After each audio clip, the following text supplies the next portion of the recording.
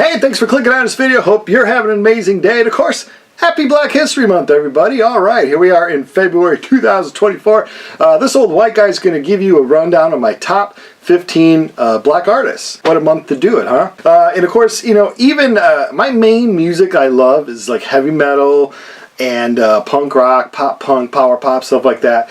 Music genres that are heavily white. You know, the vast majority of the musicians and the groups I listen to within those categories are white guys. But you take it back, and almost everyone's like Chuck Berry, Little Richard, Chuck Berry, like heavily influenced by people that aren't white. You know, so it's kind of interesting. And of course, heavy metal, you have your small camp that's like, you know, influence from classical music, your Yngwie J. Malmsteens, but the countless others. I mean, everything Black Sabbath, Led Zeppelin, Aerosmith, the classic rock, hard rock, heavy metal guys. Well, I'll tell you, the blues is where they really started to get with John Lennon and the Beatles, Little Richard. They loved this. So it's you can't, even if you're listening to like predominantly like white music, it's the black influence is crazy. You know, just a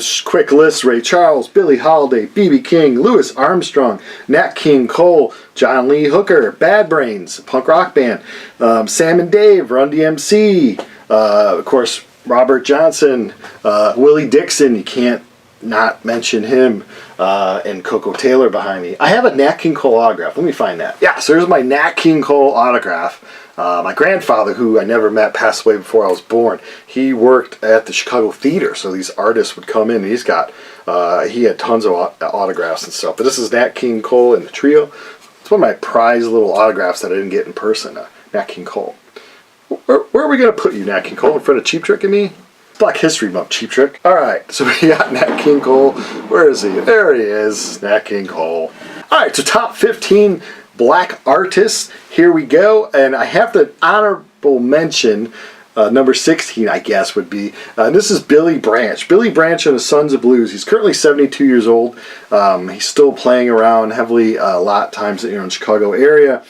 Three-time Grammy nominee. He's won an Emmy. He was, my two older brothers brought me to Rose's Lounge, a blues club here in Chicago. He's one of the first live artists I ever saw. And sitting in the blues club, I was way underage, but you know, you can sit back and just don't drink anything. And seeing him and his band up on stage just kill it. Even though I wasn't huge into the blues, I could just appreciate the musicianship and the fun they were having. And the way he was blowing that harmonica, oh man, oh man. And I just thought, man, that's what I want to do. And for years, and currently, I'm a drummer in a band. And a lot of what kind of appealed to me, like, oh, it'd be cool to play in like a band and play clubs and places like that, was good old Billy Branch. This is Sons of Blues, Where's My Money? Great record. So if you ever see Billy Branch, hands down one of the best harmonica players ever. Number 15 is a little more well-known. I saw him live in Chicago in '96. I was probably one of the few white dudes in the audience. I know I was probably the most worst dressed, wearing like shorts and a t-shirt. People came styling out to see Barry White. He is number 15 for me. Barry White. Saw him. It was just amazing. He's got 20 studio albums. All I really need from him are the greatest hits, of course. But yeah. If you know, you know.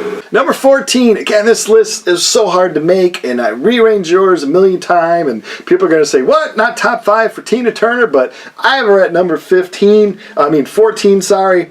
10 studio albums. I saw her in 1997. I believe she was in her mid-50s, played like a 2-hour show in very high heels, running around.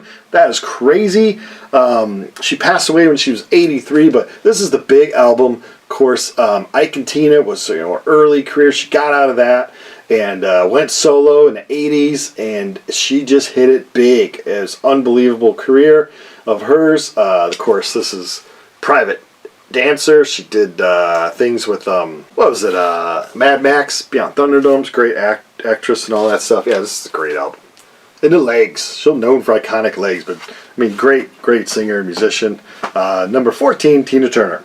Number 13 was James Brown. I think I sold my album. I had some scratchy hits albums of his. Growing up, I had a cassette tape of some live concert of James Brown. Very interesting life story. If you ever watched, they made a movie about his life, and the actor was the same guy who played Black Panther, who sadly passed away recently. Great look at his life and how just a lot of these artists, the way they just struggled to get where they're at, you know. But yeah, James Brown, cheesy song, but Living in America from Rocky. I mean, come on. Every group I've played, and we've played shows, and every time there's a band that'll be like, kick it one more time, kick it. It's all James Brown stuff. You look at Usher, the performers today, the moves, James Brown. I mean, it's just unbelievable, his influence. Crazy guy, I'm sure, but man, oh man, the hits and the hits and the hits. James Brown. I have here written down he's got like 59 studio albums. He passed away when he was 73. But for me, number 13, James Brown. Number 12, again, a lot of people are going to be like, how did this not make your top 5? I grew up hearing a lot of his music on classic rock radio. I never felt the need to actually purchase too much of stuff because I was hearing tons of it on radio. Always heard he was the greatest of all time. But for me, I'm not sure. I mean, I like how he sings. I love how he plays. But just, I mean, he's on the list. But yeah, just people are going to be mad at me. Number 12 is Jimi Hendrix. Passed away at the young age of 27, so who knows all the great things that he would have done. I got here, he only had 3 albums by the Jimi Hendrix Experience, so yeah, if he wouldn't have left us so young at 27, he would have left even more of a huge impact. I mean, a lot of every guitar player I play with, they're always like, yeah, Hendrix is a god. So yeah, he's number 12 on my list. Number 11, Little Stevie. Got him. Oh, an artist I'm kicking myself for never seeing whatsoever. I don't know what. I have to see him before he leaves this planet, that's for sure. Stevie Wonder, of course, this is Songs in the Key of Life. He is currently 73 years old and has got about 23 studio albums out. This is my favorite of his. Yes. Number 11, Black History Month. My favorite performer, Stevie Wonder. Number 10, I grew up hearing a lot of stuff in the 80s. And I thought his song, his hit in the 80s, was kind of a little bit cheesy, so I kind of wrote him off for a while until I learned about this album called What's Going On. Of course, talking about Marvin Gaye. He's my number 10 artist for Black History Month. Shot dead at 44. He's got about 17 studio albums. And of course, 1971, What's Going On. I mean, this whole thing, this is just powerful stuff. Great stuff. Marvin Gaye. Number 9, we're looking at him right here. Oh, there he is. We're looking at him right here. Again, an artist I wish I would have seen live. Everyone I know that have seen Prince live. So it was an amazing show.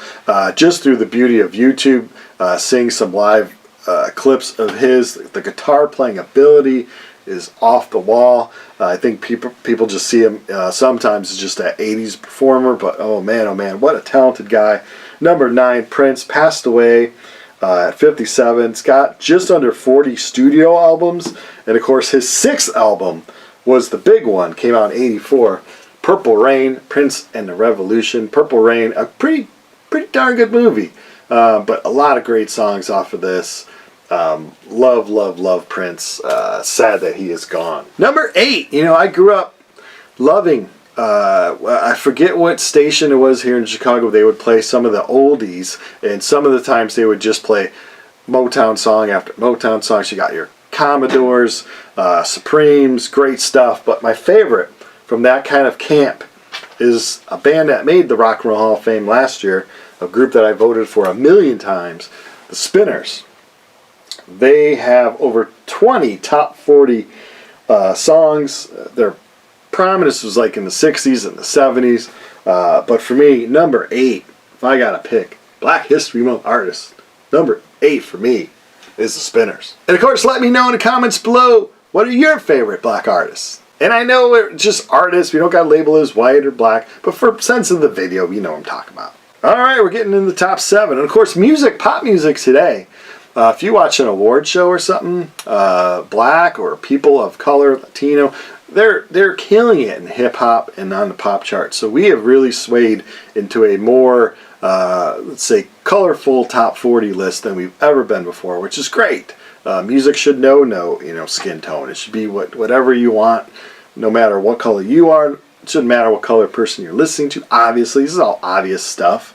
But yeah, just have a good time with music. Music is the one thing that should be able to bring the world together. Unless the musician who makes the music is a big jackass. But music should be the one thing, man. It's just having a good time. And we're all sharing this little space on planet Earth, and just having a good time with it. So number 7 for me was a guy I found out maybe just about 15 years ago or so, because of his big 1967 hit, The Dark End of the Street. He was 58 when he passed away. I think he only has 4 proper studio albums out, but tons and tons of singles. Tons of singles. Talking about James Carr, and this is A Man Needs a Woman. To me, if you like a good soulful singer, when they're talking about having the blues or talking about a woman who done them wrong, oh man, James Carr, I'll tell you. And also kick back to James Brown. He's got some good slow songs too. Everyone thinks James Brown is popcorn. James Brown has got some amazing slow songs. But anyway, back to James Carr. If you're James, you have great slow songs. But yeah, James Carr, beautiful songs. Man Needs a Woman. You Didn't Know It, But You Had Me. A Woman Is a Man's Best Friend. Life Turned Her That Way. Oh man, The Dark End of the Street, like I said, is this big song, but you in a mood, just sit back and chill. James Carr, man. Number 6. They're like, well, you already threw off Hendrix and Stevie Wonder. What the hell's going to be in your top 6? Well, number 6 for me, this is my favorite album from him, called Them's Changes. Buddy Miles, Them Changes. English isn't my first language. No, it is. I just suck at it. Them Changes by Buddy Miles. Of course, played drums for Jimi Hendrix for a while. And I'll tell you, he beat Jimi Hendrix on the list just because I love this record so much. One of my older brothers had it, and it was in his album collection. I flipped through, he had a bunch of blues stuff, and I came upon this, and I just like the kind of Americana drum set, and I put it on, and it kind of reminds you of like the Wiz kind of soundtrack where it's funky, but it's just feeling good stuff. I believe this came out in 1970, so a year before I was born. He passed away at just 60 years of age, sadly. So, but yeah, number 6 for me.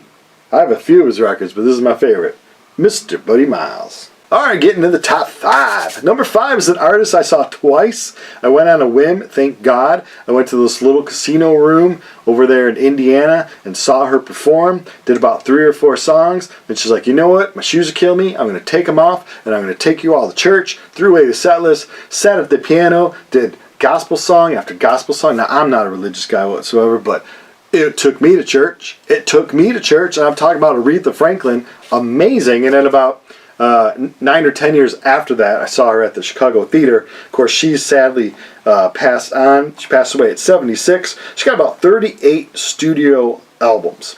But yeah, I saw her in 2009. It's one of my favorite concerts I've ever gone to. I saw her again in 2017. But that 2009 show, hearing her do Think, my favorite movie is The Blues Brothers. Hearing her do Think live is just, she does great. Of course, other people's song, Bridge Over Troubled Water, just a great version of that. Of course, she does Carole King's You Make Me Feel Like a Natural Woman. And of course, Otis Redding's Respect. And that's what I'm holding up now. R-E-S-P-E-C-T. Wait, spell check. R-E-S-P-E-C-T. Yes, that's how you spell respect. Aretha Franklin, amazing artist.